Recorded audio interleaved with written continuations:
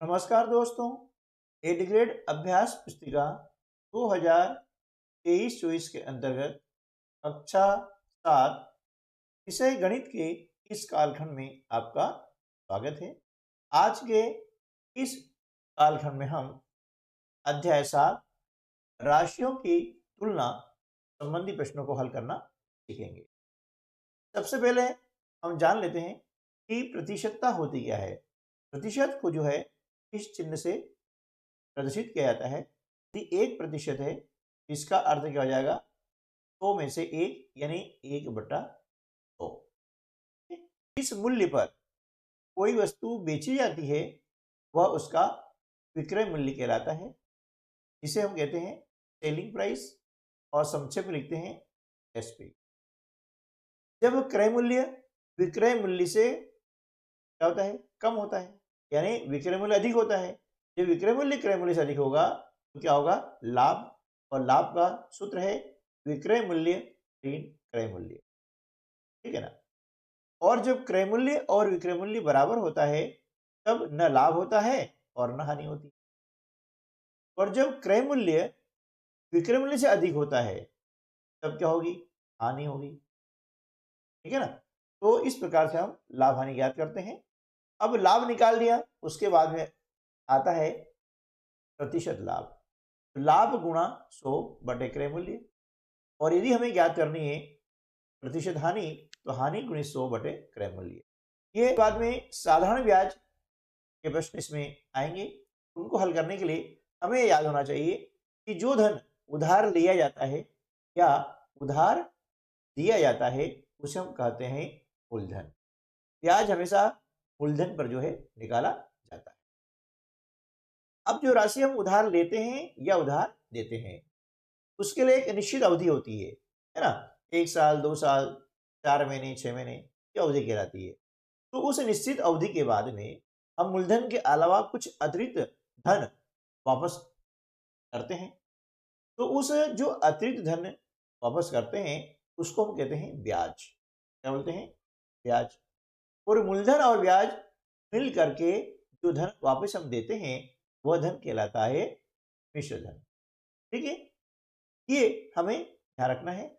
और साधारण ब्याज निकालने का सूत्र है कि साधारण ब्याज बराबर मूलधन गुणित दर गुणित समय बटे 100, ठीक है। संक्षिप्त में PRT बटे 100 लिखा जा सकता है।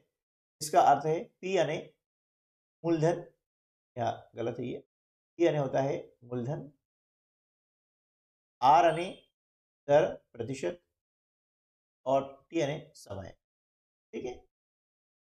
अब यहाँ पर जो प्रश्न दिए गए हैं इनको पढ़ना है और जो विकल्प दिए गए हैं इन विकल्पों में से सही विकल्प चुन करके लिखना है।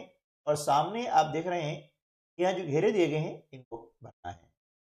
पहला प्रश्न है, यदि क्रय मूल्य 72 रुपया है और विक्रय मूल्य 80 रुपया है तब लाभ या हानि प्रतिशत कितना होगा?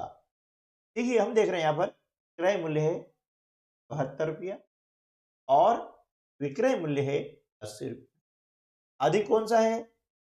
अधिक कौन सा मूल्य है? अधिक है विक्रय मूल्य। जब विक्रय मूल्य अधिक होगा क्या होगा? लाभ, है ना। तो 80 में से हम क्या करते हैं? 72 घटाते हैं, लाभ कितना जाता है? 8 रुपया। अब बात कही गई है प्रतिशत लाभ की, तो 8 रुपये लाभ होता है कितने पर? 72 रुपये पर। लाभ या हानि हमेशा क्रय मूल्य पर होता है।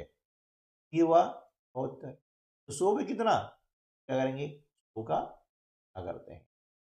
अब इसको काट देंगे, 8 एकम 8 और 8 नवे, यहाँ पर कितना आ रहा है? 100 बटे 9। अब चूंकि 100 बटे 9 यहाँ पर विकल्प नहीं है, फिर क्या करेंगे? 100 में हम क्या करते हैं? 9 का भाग लगाते हैं। तो क्या करेंगे? हम का भाग लगाएंगे। 9 एकम 9, बचा कितना? 1, 10 हो गया। 9 एकम घटाए तो बचा। अब उत्तर क्या हो गया यहाँ पर? 11 सही 1/9 प्रतिशत लाभ हुआ है, क्योंकि यहाँ पर विक्रय मूल्य अधिक था। क्या हुआ? लाभ हुआ। तो विकल्प ए जो है हमारा विकल्प होगा, सही जवाब होगा। ठीक है, तो यहाँ पर हम लिख देंगे विकल्प ए 11 सही 1/9% लाभ। प्रश्न 2, 1/4 का प्रतिशत रूप क्या होगा? 1/4 साधारण भिन्न है।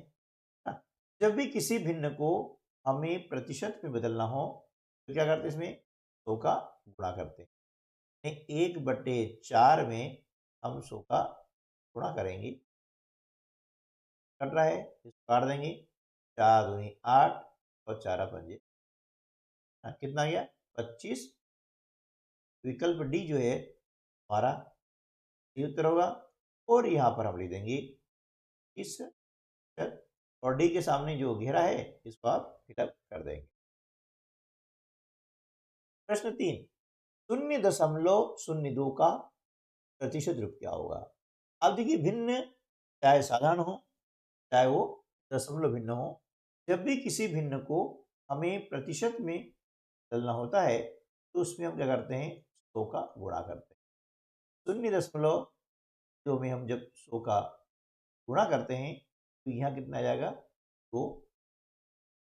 विकल्प सी जो है हमारा सही उत्तर होगा। अब यहाँ सी के सामने जो घेरा है आप फिलअप कर देंगे। प्रश्न 4, जब विक्रय मूल्य क्रय मूल्य से कम होता है तब क्या होगा? जब विक्रय मूल्य क्रय मूल्य से कम होता है हानि है। विकल्प बी जो है हमारा सही उत्तर होगा। ठीक है, प्रश्न 5, 1000 रुपए पर 5% वार्षिक ब्याज की दर से 1 वर्ष का साधारण ब्याज क्या होगा? देखिए साधारण ब्याज निकालने का सूत्र क्या है? साधारण ब्याज है ना बराबर गुणा आर गुणा ई बटे, ये सूत्र आप हमेशा याद रखें। ई का मतलब होता है मूलधन कितना है, 1000 रुपया, 1000। आर अन्य दर कितनी है 5%, समय 1 वर्ष है का बटा, इसे हमने इसे निकाल दिया है। अब 10 का गुणा करेंगे 5 में आता है, तो विकल्प ए जो है हमारा सही उत्तर होगा। प्रश्न 6, 1/6 को प्रतिशत रूप में लिखिए। अब 1/6 या भिन्न है, तो हमने बताया कि भिन्न कोई सी भी हो, चाहे वो साधारण भिन्न हो चाहे वह दशमलव भिन्न हो, जब भिन्न को हम बदलते हैं प्रतिशत में इसमें 100 का गुणा करते हैं। अब 100 बटा कुछ नहीं है, अब अंश और हर यानी ऊपर नीचे संख्या कोई कट रही है तो काट देंगे। तो देख रहे हैं कि दोनों संख्याएं 2 से कट रही है, यानी 2 का भाग जा रहा है, 2 तिया 6 और 2 पंजे 10, यहाँ पर हो जाएगा 50/3। अब इसे हम मिश्र भिन्न के रूप में भी लिख सकते हैं। तो क्या करेंगे, 50 में जो है हम 3 का भाग लगाते हैं, 3 कम 3, 5 में से 3 घटाते हैं तो बचेगा, 0 उतार लिया। 3 का पहाड़ा ऐसा बोलेंगे कि 20 से ज़्यादा ना हो, इस बार बोलते हैं तो होता है 18, शेष बच गया 2। तो यहाँ पर जो भागफल है उसको लिखेंगे इस प्रकार से 16 सही, जो शेषफल है इसको लिखेंगे अंश के रूप में, और जो भाजक है तो हम लिखेंगे 16 सही 2 बटा, ठीक ना।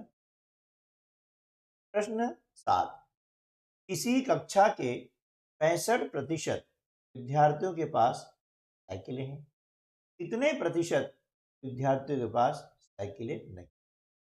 ठीक है, हमें यह ज्ञात करना है कितने प्रतिशत विद्यार्थी। देखिए कुल होता है 100%, होता है 100%, इसमें से 65% विद्यार्थी के पास में साइकिलें है ना। अब बचा कितना 35%, 100 में से 65 घटाते हैं तो आएगा 35%। विद्यार्थियों के पास साइकिल देंगे 35% विद्यार्थियों के पास साइकिलें। बहुत आसान है, इसलिए आप प्रश्न को पहले पढ़ें, समझें और फिर उसे हल करें। गलती। अब प्रश्न 8 है, 0.09 को प्रतिशत में बदलिए। ये दशमलव भिन्न है। हमने क्या कहा था कि चाहे भिन्न कैसी भी हो, दशमलव भिन्न हो या साधारण भिन्न हो, जब भी किसी भिन्न को हमें बदलना है प्रतिशत में, तो क्या करेंगे, इसमें हम 100 का गुणा करते हैं से, और 100 को गुणा करने पर आ जाएगा 9। कैसे गुणा करना आपको आता है? 0.0 हमने 100 का गुणा किया। अब 100 के अंत में 2 शून्य है, ये 2 शून्य लगा दिया। अब 1 गुणा करते हैं, 1 9 9, है ना। अब दशमलव के दाहिनी ओर हम अंक गिनेंगे, कितने अंक हैं? 2 अंक हैं, तो दाहिनी ओर से 2 अंक छोड़ के हमने लगा दिया 10। तो आप देखा कि दशमलव बाद में केवल 0 0 है, तो इसका कोई मतलब नहीं है। इसका मतलब क्या हो गया? 9 हो गया। ठीक है ना। प्रश्न 9, 16 का 74% ज्ञात कीजिए। 16 का 74 कितना होगा? का मतलब होता है गुणा। ठीक है, 16 का 74% का मतलब होता है 74 बटे, ठीक है। अब ये ऊपर नीचे संख्या कट रही है, तो काटने में यह अधिक से अधिक यानी बड़ी संख्या से काटेंगे तो सवाल जल्दी हो जाता है। यदि आपको 5 का फल आता है, 5 से काट सकते हैं, 4 से काट सकते हैं, और 25 से काट सकते हैं। 25 किया 70 और 25 चौके। अब 4 से 16 कट जाएगा, 4 एकम 4, 4 चौके। अब यहाँ क्या बचा? 4 गुणा 3, 4 गुणा यानी 4 तिया 12, तो 16 का 70% कितना हो जाएगा? 12, और ये आपका आ गया n। ठीक है ना। प्रश्न क्रमांक 10, वह समय ज्ञात कीजिए जिसका 25% 14 मिनट है। तो हमने माना कि वह समय x है, माना कि वह समय x है। ठीक है ना। अब x मान लिया है, प्रश्न अनुसार क्या हो जाएगा, है ना। क्या बोला कि उस समय का, प्रश्न अनुसार उस समय का 25% यानी x का 25% कितना होता है? 14 में।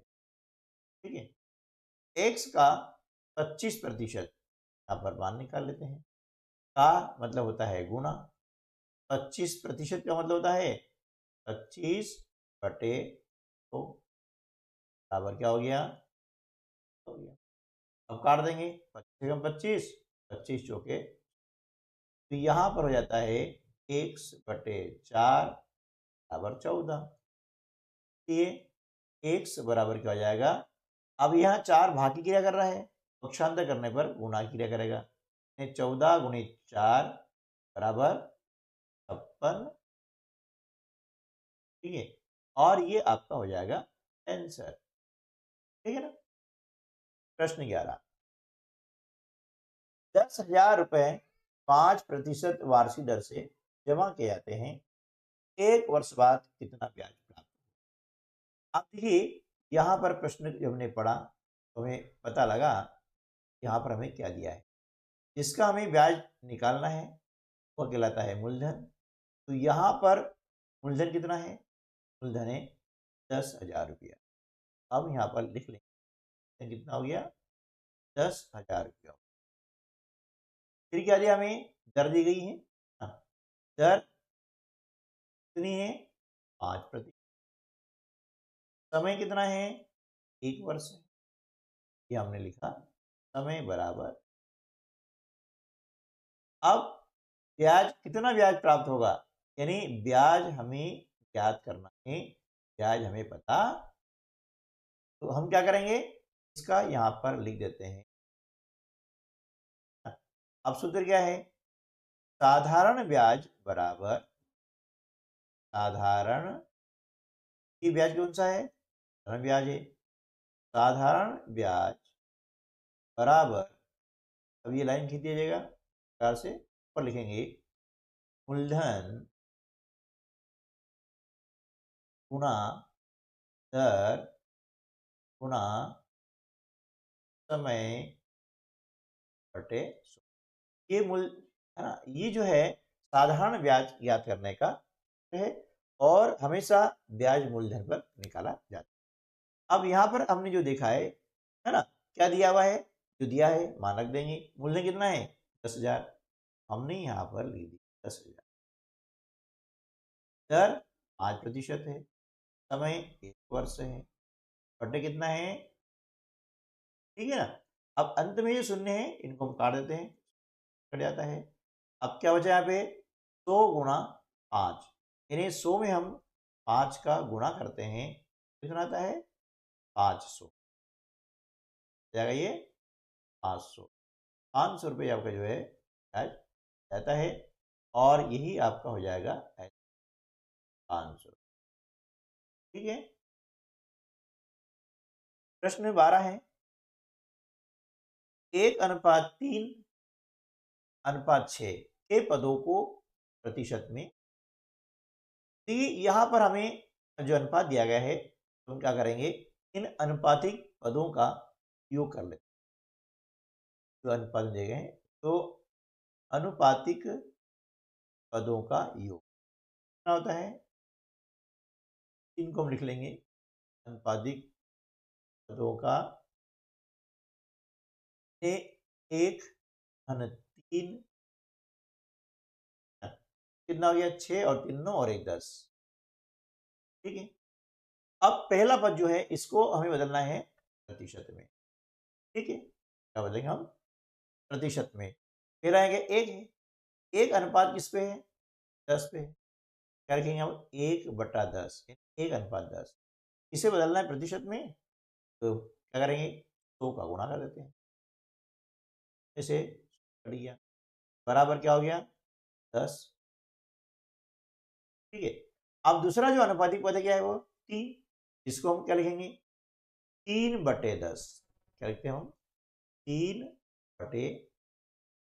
भिन्न हो गई। अब इसको बदलना है प्रतिशत में, कर दें, ठीक है ना। ये शून्य से काट दिया, क्या हो गया? 10×3=30। ठीक है।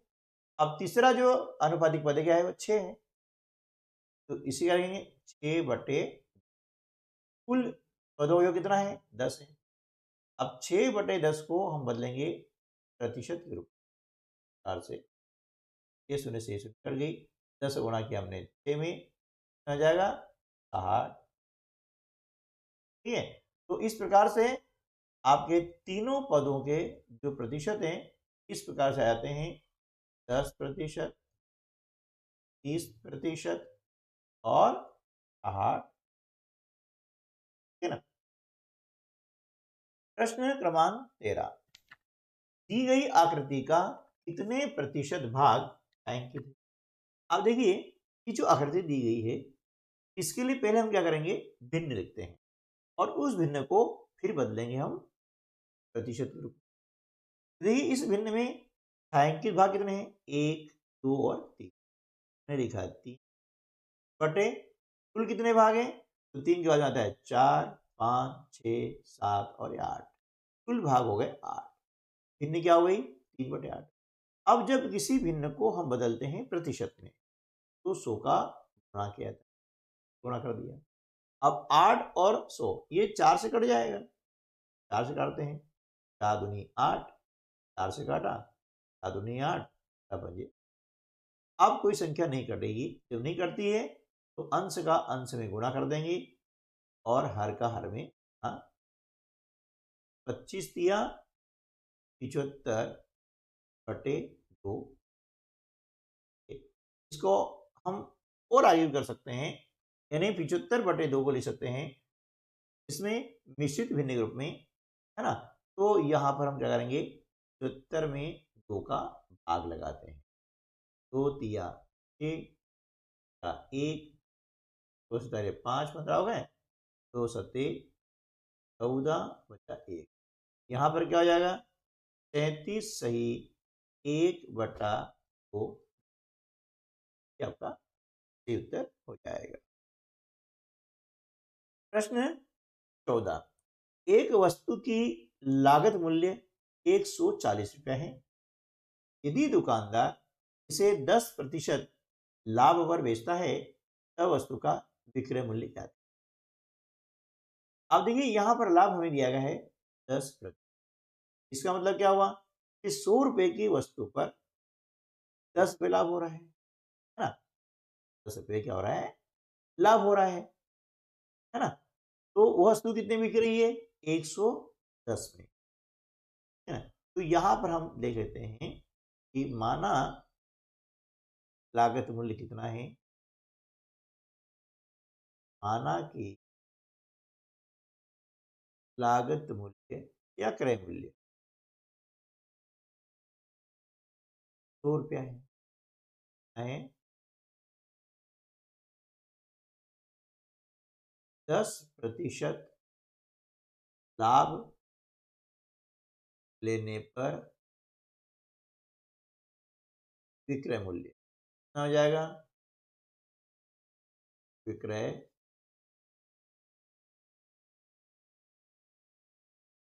अब देखिए 100 रुपए की वस्तु है और इस पर 10 का लाभ लिया है, इसका विक्रय मूल्य कितना हो जाएगा? 100 हो जाएगा, 110 रुपया हो जाएगा। अब यहाँ पर हम चूकी जमा सकते हैं कि जब जब लागत मूल्य 100 रुपया है, लागत मूल्य बोले या क्रय मूल्य बोले, जब लागत मूल्य 100 रुपया है तब विक्रय मूल्य कितना होगा? तो स्टार्ट हो जाते हैं। विक्रय मूल्य कितना निकला? 110 रुपये।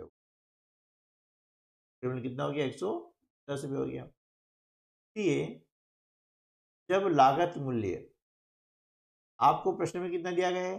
देखिए प्रश्न में आपको दिया गया है लागत मूल्य 140 रुपया। यहाँ भी देंगे कि जब लागत मूल्य 140 रुपया है तब विक्रय मूल्य।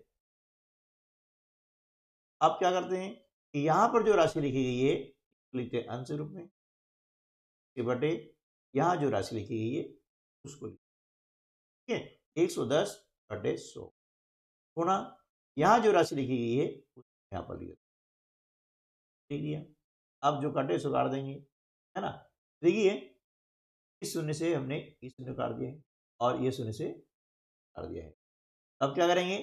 जब 11 का हम 14 में गुणा करते हैं कितना आता है? ठीक है यहाँ पर आ जाएगा 4 चौके 44 के 4, है ना? हासिल की 4, 11 कम 11 और 4 कितने हो गए? 15, यानी यहाँ पर आपका आंसर आ जाएगा 154 और ये आपका जाएगा आंसर। ठीक है ना? यानी जिस वस्तु का लागत मूल्य 140 रुपया है तो उसका विक्रय मूल्य कितना हो जाएगा? 154 रुपये। ठीक है, चलिए प्रश्न क्रमांक 15 है। एक विद्यालय में सत्र 2021-22 में 400 छात्र अध्ययनरत। ठीक है ना? कितने छात्र अध्ययनरत थे? 400 छात्र अध्ययनरत थे। सत्र 2022-23 में संख्या 360 रह गई, मतलब कम हो गई। तो छात्र संख्या कितने प्रतिशत कम हुई? देखिए पहले हम देखते हैं कि छात्रों में कमी कितनी हुई। कितनी कमी हुई है उसको हम देख लेते हैं। तो पहले छात्र कितने थे? 400 थे। बाद में कितने रह गए? 360 रह गए, ने घटा दिया। तो कमी कितनी हो गई? 40 छात्रों की कमी हो गई। कितनी हो गई? 40 छात्रों की। ठीक है, अब पूछा है कमी का प्रतिशत। तो यहां पर हम कमी का प्रतिशत बराबर, है ना? अब देखिए कमी कितनी हुई है?